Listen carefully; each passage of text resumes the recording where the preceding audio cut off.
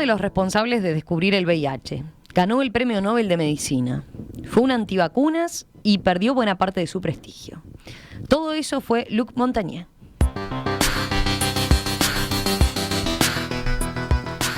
El virólogo francés falleció el 8 de febrero pasado, a la edad de 89 años.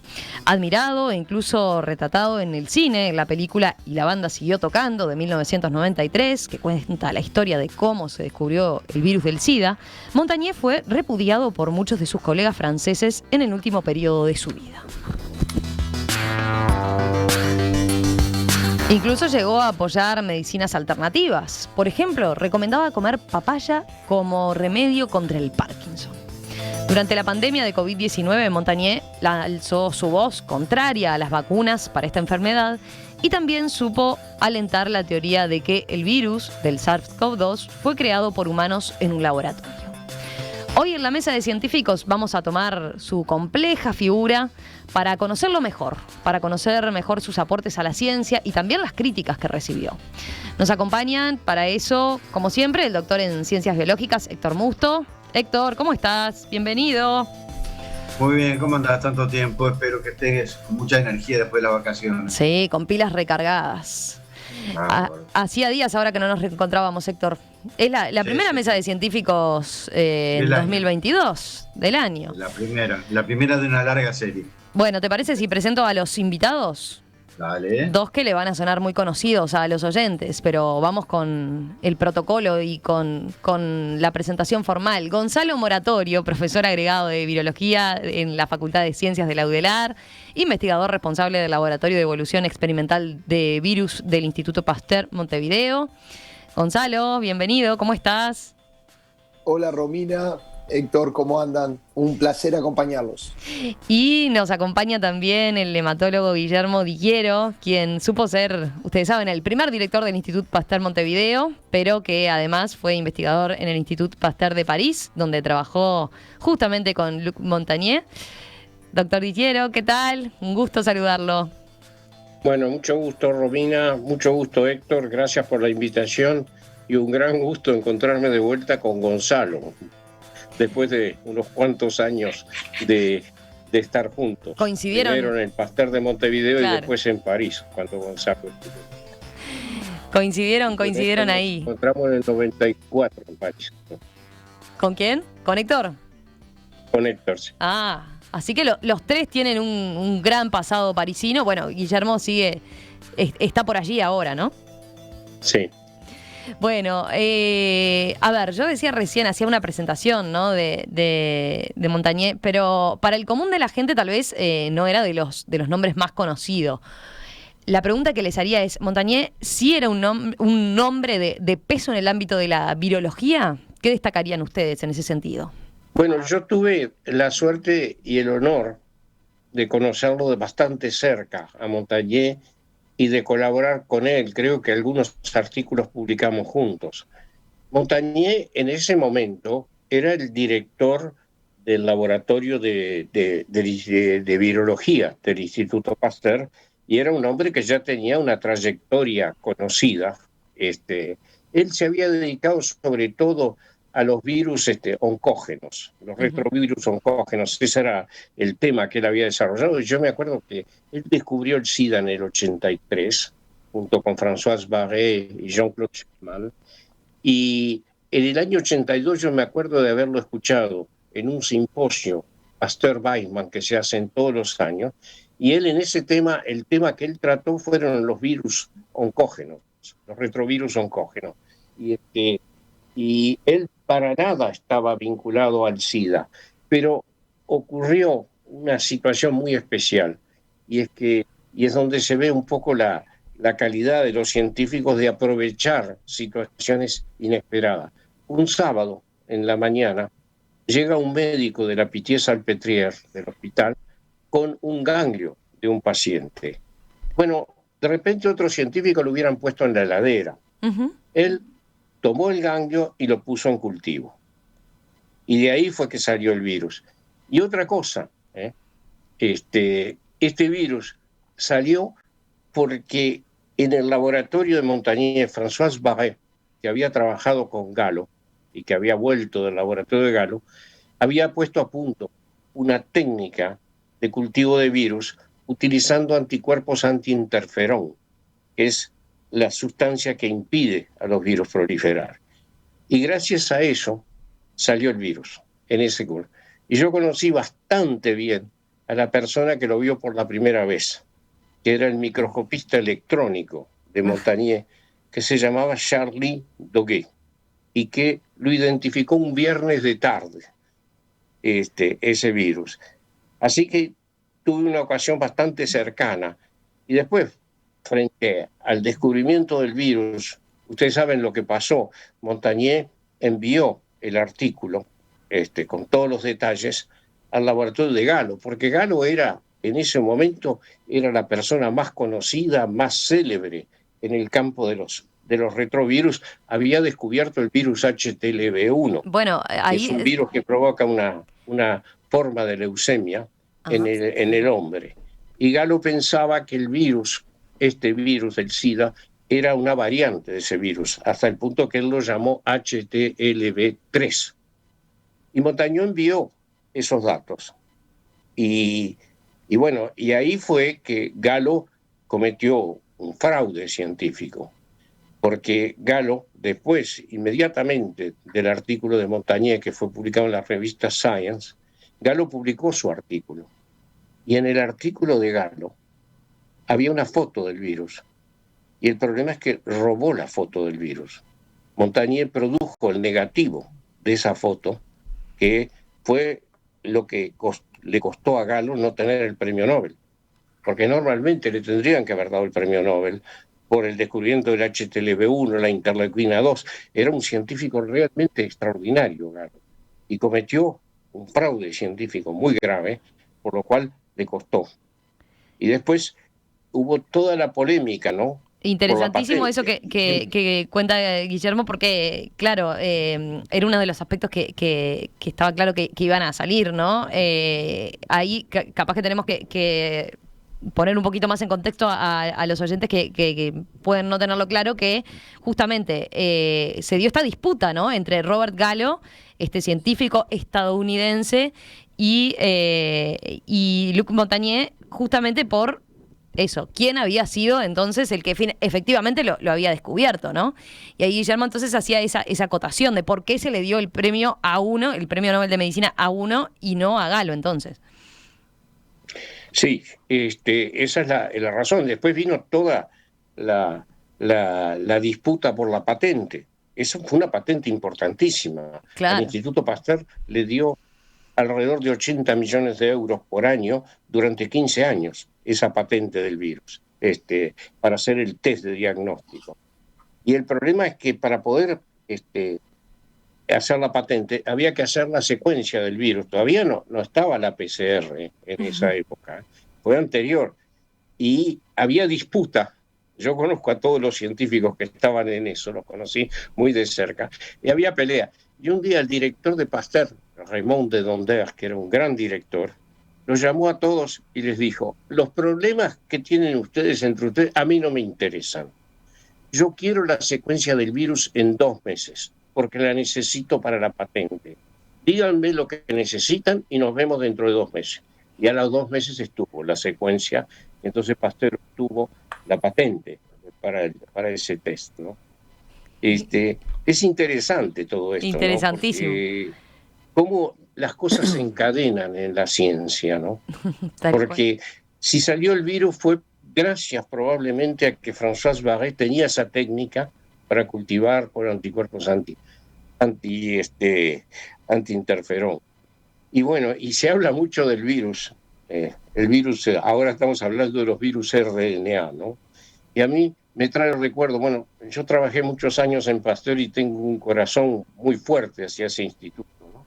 Y eso me trae el recuerdo de cómo los descubrimientos científicos tienen sus aplicaciones tarde o temprano. A mí me recuerda que el descubrimiento del ARN mensajero fue un descubrimiento del Instituto Pasteur, de Jacob Monod-Leboeuf, que lo describieron en las bacterias, lo llamaban en aquella época el operón lactosa, creo, ¿no? Y bueno, ¿y cómo 60 años después estamos haciendo vacunas de ARN? Y eso es la Guillermo, ciencia. Guillermo, si me permitís una pequeña, digo, como para ir dialogando sobre esto, ¿no? Porque yo, cuando surgió la idea acá en el programa digamos, de hacer precisamente esta mesa sobre Montagnier, digo, un poco a mí lo que me atraía, aparte de que la gente en realidad no sabe quién es, porque hay otros científicos, como uno podrá decir Watson, Crick, que digo que de repente lo conoce todo Einstein, yo sé que lo conoce todo el mundo, pero que en realidad hizo un aporte, bueno, extraordinario, pero que a su vez una vez se ve a la ciencia como algo extremadamente lineal, ¿verdad? Como una línea recta, una cuestión, un punto lleva al otro, B lleva a C lleva a D, y así sucesivamente, pero que en realidad muchas veces tiene sus vueltas, sus contradicciones, sus dudas, y aparte todo el aspecto humano que lo involucró a Montagnier, que me imagino que de repente Gonzalo, que anduvo haciendo allá su pasantía larga en biología, de repente alguno de los resabios de esto nos puede contar también, cómo esto lleva también a celos entre los profesionales que están trabajando en la punta de esto, en lo cual al final de eso puede haber un gran premio, un gran reconocimiento internacional, y sujeto a todo esto, en el caso concreto del SIDA, todos los problemas de los que vos hablabas, 80 millones de euros por año, te imaginás lo bien que nos vendrían a nosotros en el Uruguay, vos que lo conocés muy bien, como para desarrollar la ciencia, ¿no? Entonces, un poco el personaje contradictorio que puede ser Montagnier justificaba un poco esto, ¿no? Yo no sé, vos, Gonzalo, cómo lo viviste, claro, muchos años después, pero digo, supongo que habrás conocido a alguien. Claro que sí, muchos años después y qué lujo, qué placer nos estamos dando de tener testimonios de alguien que trabajó espalda con espalda con Luc Montagnier y con personas como François Barré-Sinoussi de su laboratorio, como lo que está contando Guillermo. Mi época en París es del 2012 al 2018, una época muy linda porque converge con la época en donde Guillermo Di Hierro es embajador del Uruguay en Francia, y nos reuníamos religiosamente una vez cada mes, cada 2 meses, a discutir de ciencia, discutir del Uruguay en la embajada, y salían todos estos temas. Pero me acuerdo que cada vez que tomaba el ascensor o subía la escalera para ir a mi laboratorio, que estaba en el piso 5 de un edificio que se llama BIM, en el tercer piso siempre había un cartel que decía: felicitaciones, François Barré-Sinoussi, Premio Nobel de Fisiología y Medicina, año 2008. Porque algo que opacó la figura de Luc Montagnier fue el hecho de que François, una mujer científica, la última Premio Nobel de Pasteur, en la actualidad trabajando en Pasteur hasta hace pocos años, lo ganó con él. Y el Premio Nobel llega para determinar y ponerle fin a esa pugna de tantos años entre el descubrimiento del VIH entre Gallo y Montagnier.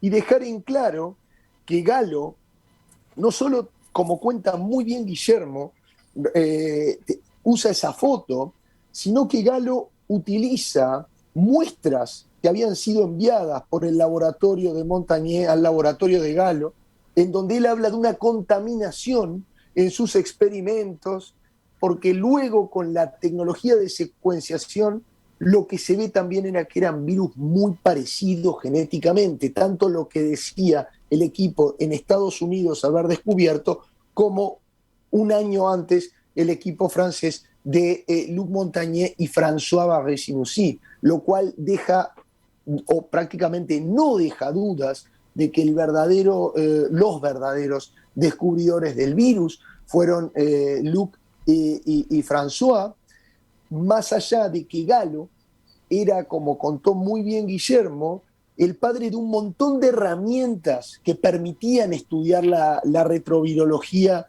en ese momento y en gran profundidad.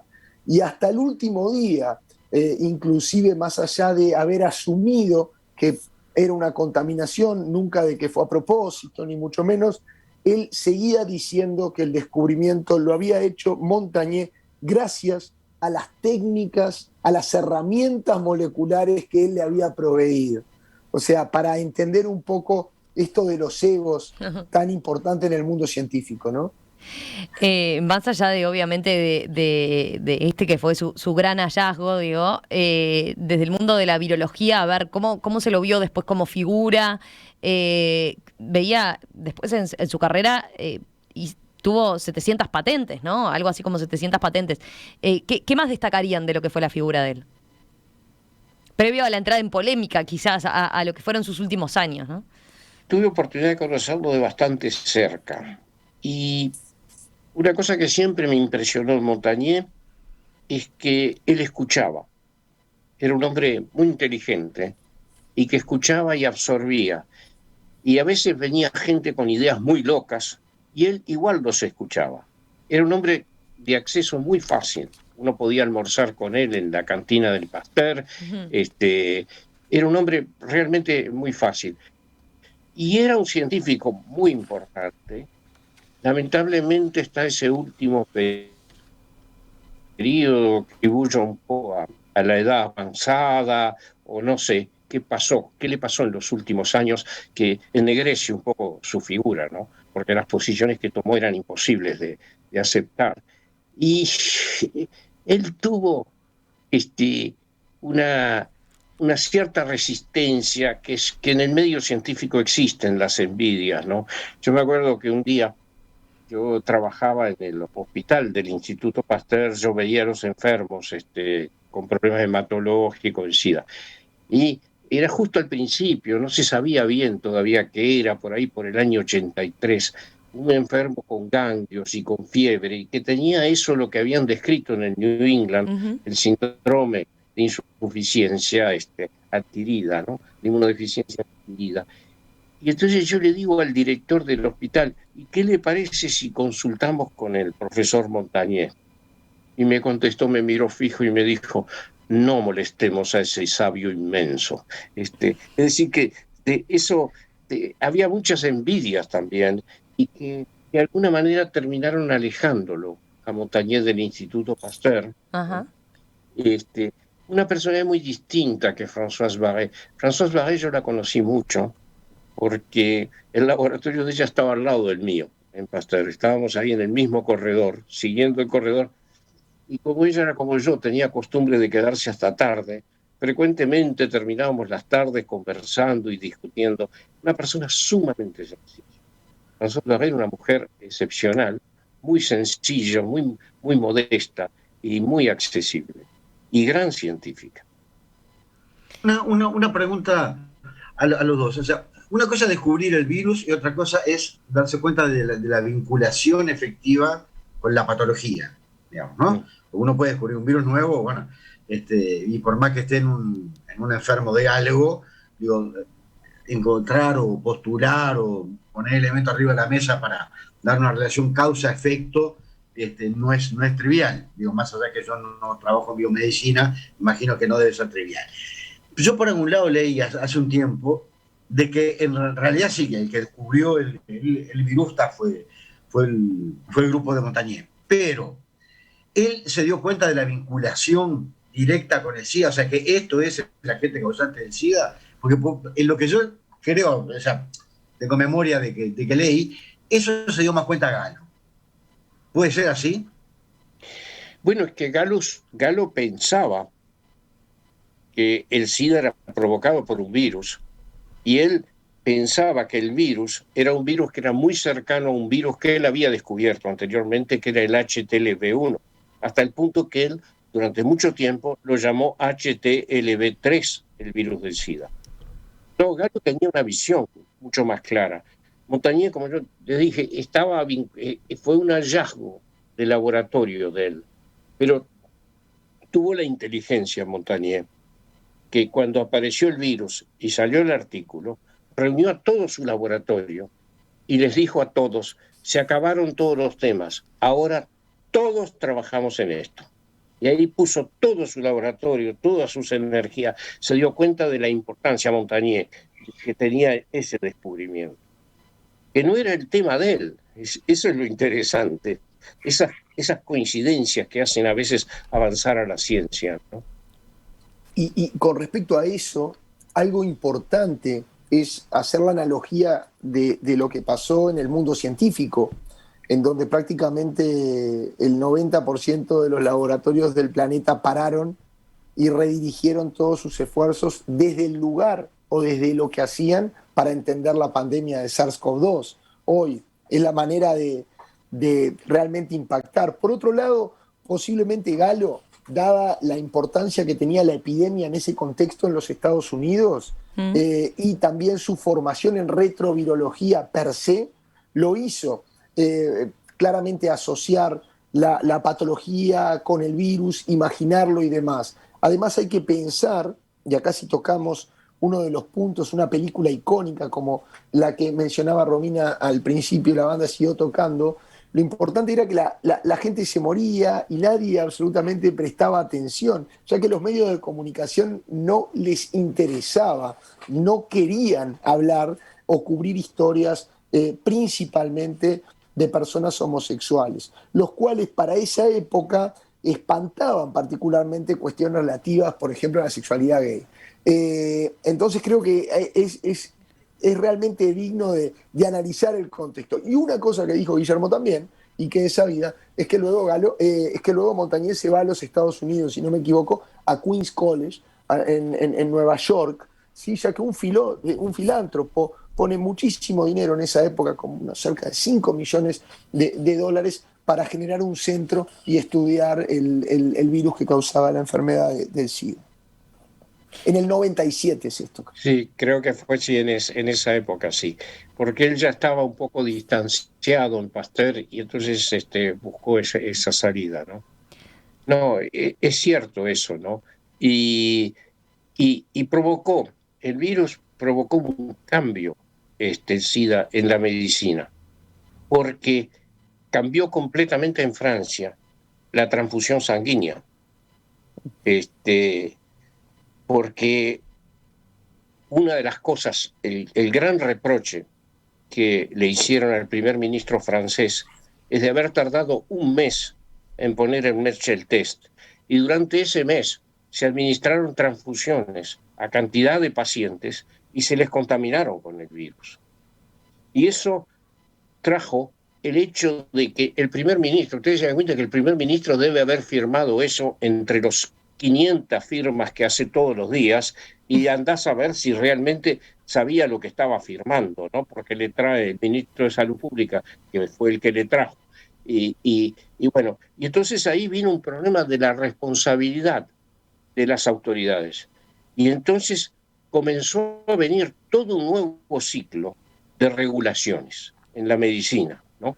De poner regulaciones, poner controles de calidad que han llevado a un cambio total en la medicina en Francia, hasta el punto que, y espero que en Uruguay no pase eso, que en los hospitales hoy en día hay más personal administrativo que personal de enfermería. ¿Por qué? Porque se ponen nuevas regulaciones, todo el mundo empezó a poner el paraguas para evitar que le cayera una cosa de esa como le cayó al primer ministro, y hubo un cambio en los hospitales, en la forma de administración, de regulación, en la cual todos esos procesos de controles de calidad han cambiado totalmente. Yo me acuerdo, el director del Centro de Transfusión de la Pitié-Salpêtrière, que yo lo conocía personalmente, porque yo hacía consultas ahí en la Pitié en esa época también, asumió el servicio y le dijeron: hay que conseguir más sangre, es muy importante para un centro de transfusión estar... Y se le ocurrieron dos cosas: ir a sacar sangre, a buscar dadores en las prisiones y en donde está el Museo de Beaubourg, que es donde está la población con más riesgo de tener el SIDA, en los dos lados. Y ese hombre tuvo el resto de su vida, no sé si vive todavía, que asumir 300 juicios. 300 juicios, ¿sabes lo que es 300 juicios? Penales contra él. Y bueno, frente a eso hubo un cambio en toda la medicina que se operó. Se cambiaron las cosas. Interesantísimo lo que están contando. Les propongo, vamos a hacer una breve tanda y a la vuelta, bueno, hacemos por lo menos un esbozo de lo que fueron sus últimas posturas y eso que lo llevó a convertirse prácticamente en un paria en el mundo científico por las grandes discrepancias, sus cuestiones controvertidas. Hay oyentes que preguntan, bueno, los antivacuna, mencionan últimamente a Luc Montagnier dentro de a la hora de mencionar sus argumentos, ¿no? O dar sus explicaciones. Volvemos enseguida con eso. Héctor, te paso la pelota. ¿Por dónde te parece seguir? Sí, digo, un poco la personalidad de Montagnier, ¿verdad? Pues, más allá de que sin duda como virólogo, como quedó claro en el bloque anterior, digo, no cabe duda de los méritos enormes que tuvo, cómo puede uno llegar a explicar, porque uno habitualmente asume de que, claro, una personalidad brillante, científico, que se basa en los hechos, en la evidencia, etcétera, bueno, va a mantener esa conducta durante toda la vida, y etcétera. Entonces, yo por un lado encontré también que él, cosa que no sabía, que él encontró supuestamente señales electromagnéticas en soluciones diluidas de ADN, de bacterias y virus. Ahí está, sí. Sí, solución a cosas. Bueno, su posición antivacuna, todo lo referido a la homeopatía, que si uno lo compara con todo lo anterior, con lo que veníamos hablando, lo que fueron sus aportes, se ve claramente como una especie como de contradicción enorme respecto a lo que fue su formación, sus aportes. Y aparte, digo, todos que acá, bueno, mal o bien todos hemos hecho ciencia, digo, que uno se acostumbra a determinada forma de pensar, digo, le guste o no le guste, con lo bueno que tiene y con lo malo que tiene, ¿verdad? Pero uno razona de determinada manera. Entonces, ¿cómo se puede justificar o ver esa como caída vertical, digamos, de Montagnier cayendo en estas cosas como casi místicas en algunos casos, ¿verdad? Entonces, yo no sé si vos, Guillermo, que lo conociste, o Gonzalo, digo, si tienen alguna opinión de cómo es que puede llegar a estar pasando algo por el estilo, que no es el único caso con premios Nobel, ¿no? Yo vi una frase de él que decía, siempre he buscado lo insólito, me cuesta trabajar con una corriente ya establecida. ¿Eso tiene algo que ver con ese camino? Sí, eso era Montagnier. Como yo te decía, Montagnier era un tipo que escuchaba a todo el mundo. Y venía gente y le traía cosas así absolutamente imposibles. Y uno decía, ¿cómo es posible que pierda tiempo en escuchar estas cosas? Y lo perdía. Y eso también fue lo que lo perdió a él, ¿no? No es el caso del único premio Nobel. El premio Nobel que descubrió el prión también dijo unas cosas increíbles, ahora no me acuerdo del nombre de él. Y sí, era su personalidad, esa personalidad de ir siempre a lo imprevisto. Y un poco gracias a eso descubrió el virus, porque no era el tema de él, para nada, él no estaba en ese tema. Y bueno, lo descubrió y después tuvo la enorme importancia de dedicar todo su laboratorio a eso. Y se dio cuenta que era un tema fundamental, abandonó todo lo que estaba haciendo antes y se dedicó exclusivamente a eso.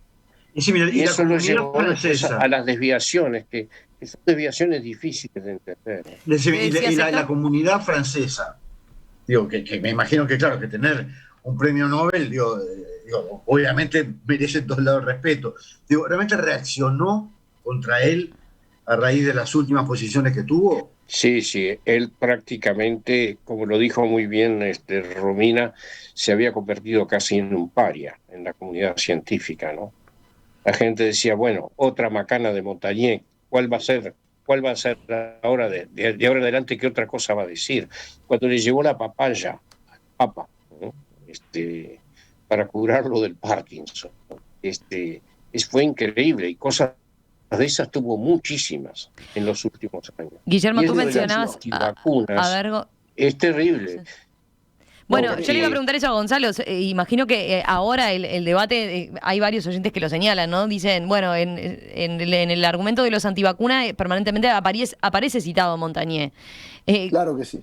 ¿Y cómo Claro que sí, y es algo que particularmente hoy muchos científicos que por el papel que hemos tomado en la pandemia desde el trabajo, desde diferentes lugares, para poder brindar evidencia, herramientas y demás, hemos estado en esa línea de fuego, pero me gustaría para que la audiencia entienda la magnitud de las cosas que claramente luego de que Montañé se pierde, empieza a decir. Montañé en 2005 en una entrevista muy polémica asegura que una buena alimentación podría evitar infecciones de VIH en África. Montañé dice claramente que las vacunas envenenan a los niños. Montañé en 2010 anuncia un ensayo clínico con antibióticos para tratar trastornos de lo que es el espectro autista, sin ningún tipo de base científica. Entonces, claramente la dimensión en la que entra, y esto es común, si pensamos en otro, lamentablemente existen otros premios Nobel, como decía Guillermo, que terminan algunos hablando también de alienígenas que están entre nosotros, esto es muy común. Con respecto a las vacunas, particularmente es algo muy, muy difícil.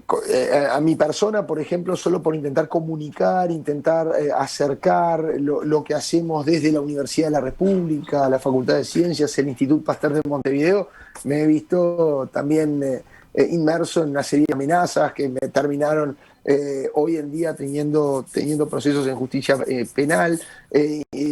También he tenido agresiones en vía pública, física, por parte de personas de este movimiento. O sea, es algo complejo porque cuando una posición así se radicaliza sin ningún sustento, con el título o el peso de ser un Nobel, claro, es un argumento perfecto para este tipo de movimientos que no tienen ningún tipo de sustento científico. Eso te iba a señalar, no, y pensaba, vale la pena lo que dijiste, ¿no? Mucho antes, o sea, su tema contra las vacunas no era de ahora, de estos últimos años en torno al SARS-CoV-2, sino que venía de antes. Y claro, venía con ese prestigio. Vos decías, ya hacía muchos años había perdido la base científica, o sea, sus comentarios, sus posturas se habían alejado de ese método, ¿no? Claro, igual increíblemente él se separaba de los que usaban su voz, su argumento. Él tenía una voz, pero él decía, no, pero esta gente, este movimiento que está diciendo o que me usa a mí, piensa diferente que yo. Yo digo que las vacunas se envenenan por esto, o la memoria del agua, lo que comentaba Héctor recién, que existía una suerte de memoria dada por ondas electromagnéticas de ácido nucleico de microorganismos que estaban en el agua. Algo totalmente metafísico. No, pero no fue. Me pregunto si, a ver, Guillermo, en algún momento tú dejabas entrever que tiene que ver más con que ya estaba en una avanzada edad y no estaba bien, ¿no? O era efectivamente, o tuvo un giro. ¿A qué lo atribuís ese cambio que se dio en él? Me es muy difícil. Primero me da mucha pena, porque, bueno, yo lo conocí de bastante cerca a Montañé y tuve una relación con él, y me da pena esa forma en que terminó su vida científica, ¿no? Mira, Tampoco Ricardo desde la audiencia no dice... tenía un Alzheimer ni una demencia, no. No Era tenía... coherente lo que él... ¿Qué decías? Perdona, Guillermo, sé. que ahí se nos corta un poquito la comunicación, o yo te interrumpí. Decías, no tenía ninguna afectación, o sea, ni tenía Alzheimer ni demencia. No tenía demencia, ni Alzheimer, ni ninguna cosa que uno pudiera atribuir y decir, es esto, no. Él estaba mentalmente bien. No sé qué pasó ¿qué le pasó? Porque llegó a sostener cosas imposibles, ¿no? Un hombre de esa inteligencia a mí me es muy difícil de entender y me da mucha pena, ¿no? Mirá, hay un oyente que dice, Ricardo dice, es un ser humano y cuando uno llega viejo te pasa factura, no vale la pena crucificarlo, valoren lo que dio, dice. Pero bueno, la comunidad científica sí fue categórica en condenar sus dichos, ¿no? Y claro, porque las posiciones antivacunas son posiciones que tienen consecuencias graves a nivel de la sociedad, ¿no? Y como decía Gonzalo muy bien, que un premio Nobel tome esa posición. Hay otro gran experto francés en Marsella que dirige un instituto, un hombre muy prestigioso que describió mismo una enfermedad, una riqueza, que también ha tenido posiciones relativamente poco favorables a la vacuna y que tienen una importancia brutal para lo que en Francia se llaman los complotistas, ¿no? Toda esa gente que está contra la vacuna y que están haciendo manifestaciones. Miren lo que pasó en Canadá. Una ciudad entera, el puente entre Ottawa y Detroit completamente bloqueado por los camiones.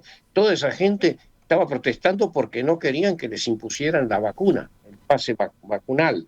Y bueno, esa gente que tiene una influencia, porque es no entender, oponerse a la vacuna, es no entender que mis derechos se terminan cuando empiezan los de los otros. Y la gente que no se vacuna está permitiendo la difusión de una enfermedad que es una enfermedad que tiene consecuencias graves. Entonces, eso es muy grave. Y bueno, y que Montagnier haya tomado esas posiciones tiene mucha gravedad. Con respecto a lo que recién decían, uno de los enunciados por parte de la comunidad científica fue categórico y decía algo como esto: no podemos aceptar que uno de nuestros colegas utilice su premio Nobel para difundir fuera del campo de su competencia en muchos de estos mensajes aspectos peligrosos para la salud, despreciando la ética que debe de regir en la ciencia y la medicina. Sí. Interesantísima la discusión. Lo que pasa que... ¿Sí? ¿Qué decías, Guillermo? El Instituto Pasteur se desligó completamente de Montagnier, ¿no? Ajá, Montagnier, el instituto. O sea, en general, pese a lo que le había aportado, dijo, acá nos desmarcamos totalmente de lo que está señalando. En general, todos los premios Nobel, en el Instituto Pasteur se cesa a los 65 años, ahora es un poco más, ¿no? Pero los premios Nobel, yo conocí a François Jacob, que se murió a los 90 años y que fue premio Nobel en los años 60. En general se les deja estar en el instituto porque al instituto le conviene que un premio Nobel esté allí, poder mostrarlo, etc. Y Montagnier no, Montagnier se desligó. François Barré quedó en el instituto y el instituto no tuvo más remedio que desligarse de las posiciones de Montagnier. Era imposible sostenerlo. Y estamos hablando de un instituto que, si no me equivoco, tiene 10 premios Nobel en su historia. No, digo que a mí una cosa que me gustaría aclarar, que tipo lo que le diga Romina del oyente. Acá no es que estemos criticando ni a Montagnier, digo, porque está clarísimo, digo, que ha recibido obviamente el reconocimiento más grande al cual puede aspirar un científico, que es el premio Nobel. Eso nunca se le retiró ni nada por el estilo. Digo, simplemente acá lo que importaba en este programa era como ir analizando, sobre todo con Guillermo, que lo conoció personalmente, publicó con él, etcétera. Digo, cómo pueden existir, intentar eliminar como ese paradigma de lo que son los científicos, que van de una forma lineal, sino que en realidad también dentro de la ciencia,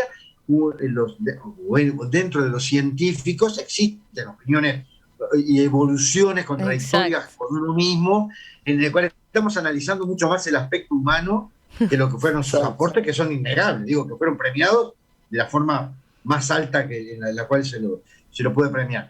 Y después, a mí antes de ir terminando, me gustaría recordar un punto, digo, y es los líos políticos, que creo que no lo mencionamos, digo, que también hubo entre Estados Unidos y Francia por el tema Galo por el lado de Estados Unidos, Montagnier por el lado Francia, Pasteur, en el sentido de que llegaron hasta reunirse los presidentes, digo, de ambos países, porque al menos a lo que yo tengo entendido, y es casi como una pregunta, digo, lo que estaba atrás, al margen de que le dieran el Nobel o no porque ya son países con varios premios Nobel.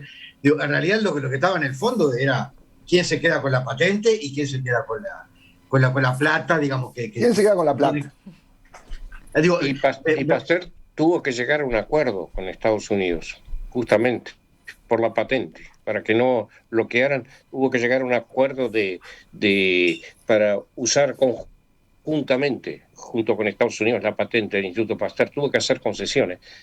Y si no las hacía, se quedaba no salía adelante. Porque era un enorme problema financiero, ¿no? Sí, no.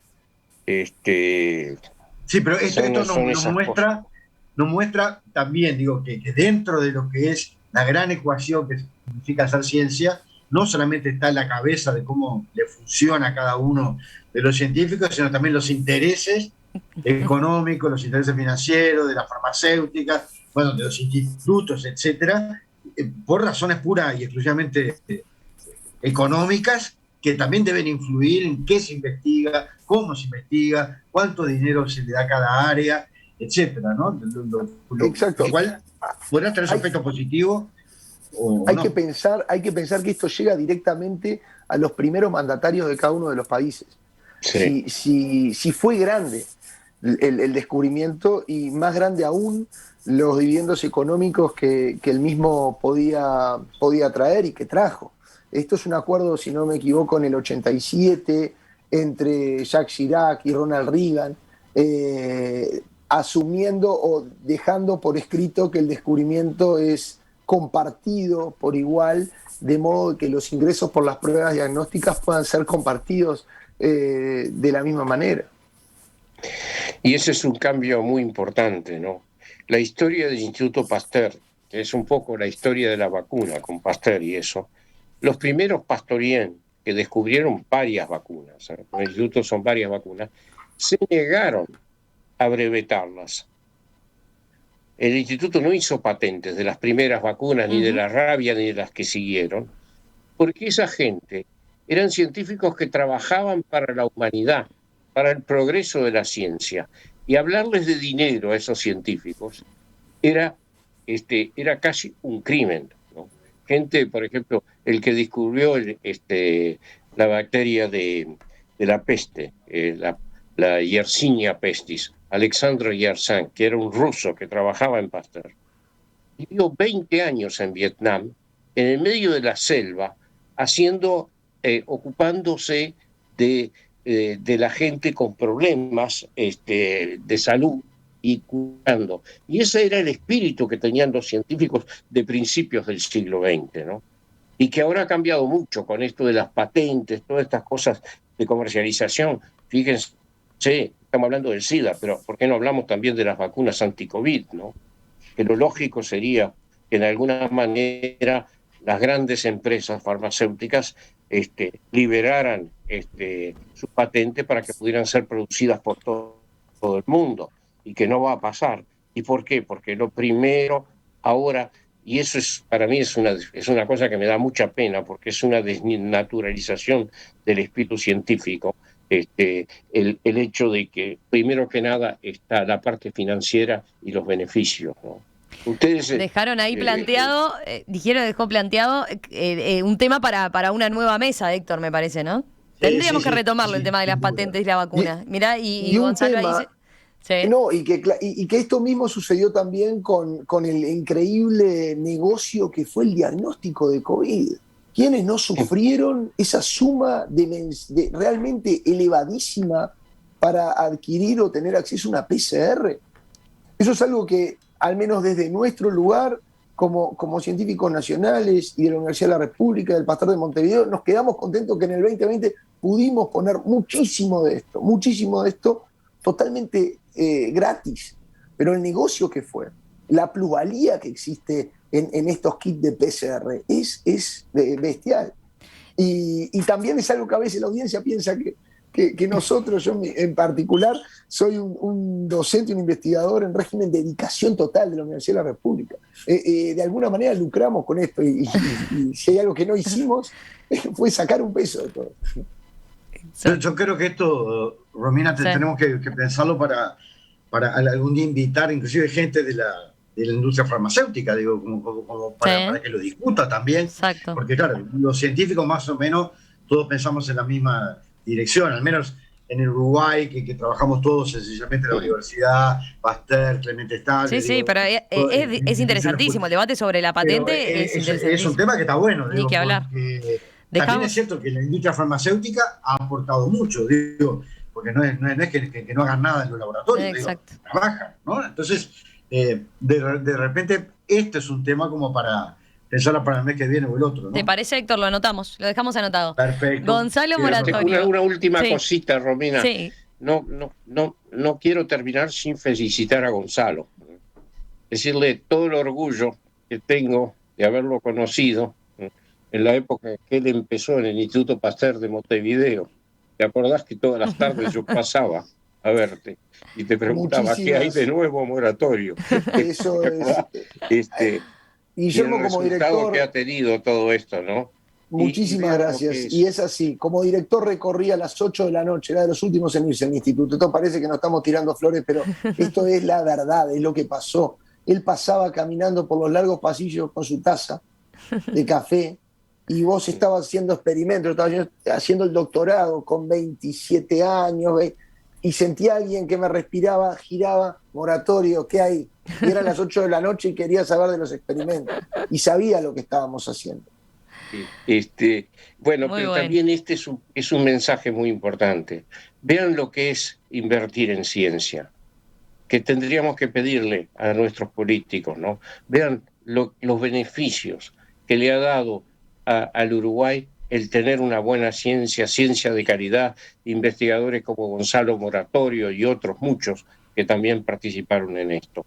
Y me gustaría que en nuestro país, yo creo que el futuro de nuestro país está ahí, en el desarrollo de la ciencia y una integración adecuada a la sociedad del conocimiento. Guillermo. Y espero que este tipo de experiencias, Romina, que es muy importante, yo creo, difundir este mensaje, ¿no? Porque creo que ahí está el futuro de nuestro país. Se dan cuenta que tenemos, bueno, voy a decir una cosa, yo hablo de la Avenida Italia Valley, pero fíjense las infraestructuras que tenemos en la Avenida Italia Valley.